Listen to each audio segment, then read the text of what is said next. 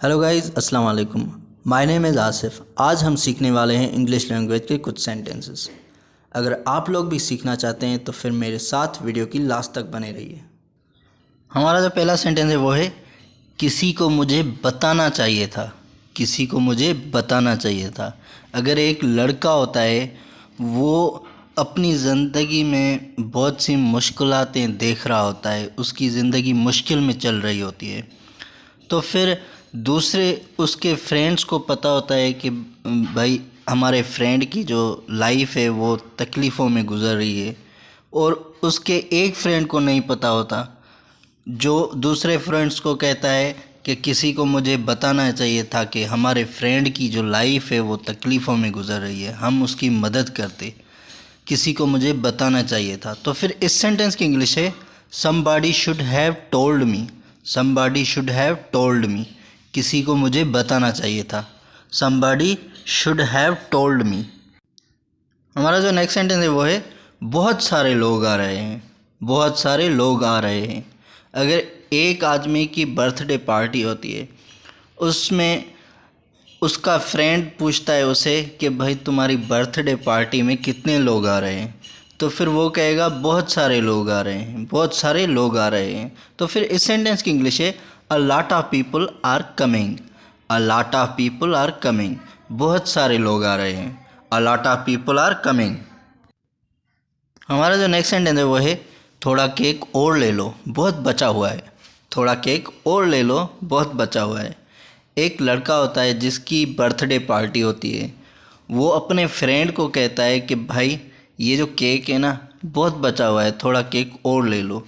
थोड़ा केक और ले लो, बहुत बचा हुआ है। तो फिर इस सेंटेंस की इंग्लिश है have some more cake, there is lot left. Have some more cake, there is lot left. थोड़ा केक और ले लो, बहुत बचा हुआ है। Have some more cake, there is lot left. हमारा जो नेक्स्ट सेंटेंस है वो है सिर्फ 2 दिन और। सिर्फ 2 दिन और। एक लड़का होता है जो कोई भी काम करना चाह रहा होता है और उसको काम करने की बहुत जल्दी होती है, तो फिर दूसरा जो उसका फ्रेंड होता है वो कहता है कि भाई ये जल्दी ना करो, इस काम में थोड़ा और सब्र करो, सिर्फ 2 दिन और सब्र करो, सिर्फ 2 दिन और। तो फिर इस सेंटेंस की इंग्लिश है only 2 more days to go। Only 2 more days to go। सिर्फ 2 दिन और। Only 2 more days to go। हमारा जो नेक्स्ट सेंटेंस है वो है मुझे थोड़ी और चाहिए। मुझे थोड़ी और चाहिए। अगर 2-4 फ्रेंड्स गैदरिंग कर रहे होते हैं और कॉफ़ी पी रहे होते हैं, तो फिर जहाँ पे कॉफ़ी पी रहे होते हैं वहाँ पे एक फ्रेंड उसे दूसरे फ्रेंड्स को कहता है कि भाई और कॉफ़ी किसी को चाहिए।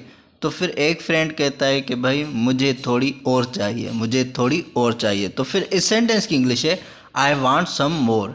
आई वांट सम मोर। मुझे थोड़ी और चाहिए। आई वांट सम मोर। हमारा जो नेक्स्ट सेंटेंस है वो है ये आखिरी पॉइंट अहम है। ये आखिरी पॉइंट अहम है। अगर एक क्लास में टीचर पढ़ा रहा होता है और छुट्टी हो जाती है अचानक, तो फिर क्लास में स्टूडेंट्स जाने की ज़िद करते हैं, तो फिर टीचर उनको रोकता है कि स्टूडेंट्स ये एक आखिरी पॉइंट अहम है, ये सुनकर जाओ, ये आखिरी पॉइंट अहम है। तो फिर इस सेंटेंस की इंग्लिश है this last point is crucial. This last point is crucial. ये आखिरी पॉइंट अहम है। This last point is crucial. हमारा जो नेक्स्ट सेंटेंस है वो है हमने घर के लिए आखिरी बस पकड़ी। हमने घर के लिए आखिरी बस पकड़ी। अगर 2-4 लोग होते हैं जो आखिरी बस पकड़कर घर पे आते हैं, तो फिर वो घर वालों को कहते हैं कि हमने घर के लिए आखिरी बस पकड़ी। वो पूछेंगे ना कि इतनी देर क्यों कर दी भाई आपने, तो फिर ये लोग कहेंगे हमने घर के लिए आखिरी बस पकड़ी, तो उस लिए देर हो गई, हमने घर के लिए आखिरी बस पकड़ी। तो फिर इस सेंटेंस की इंग्लिश है वी काच दी लास्ट बस होम। वी काच दी लास्ट बस होम। हमने घर के लिए आखिरी बस पकड़ी। वी काच दी लास्ट बस होम। हमने घर के लिए आखिरी बस पकड़ी।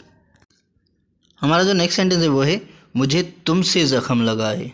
मुझे तुमसे ज़ख्म लगा है। अगर किसी एक शख्स को इमोशनली किसी और शख्स के वर्डों से, लफ्ज़ों से ज़ख़म लगता है, वो जो अल्फाज कह रहा होता है उनसे उसकी दिल आज़ारी होती है, तो फिर वो बंदा कहेगा मुझे तुमसे ज़ख़म लगा है, मुझे तुमसे ज़ख़म लगा है। तो फिर इस सेंटेंस की इंग्लिश है I got this cold from U. I got this cold from U, मुझे तुमसे ज़ख़म लगा है। I got this cold from U. हमारा जो नेक्स्ट सेंटेंस है वो है थोड़ा सोने की कोशिश करो। थोड़ा सोने की कोशिश करो।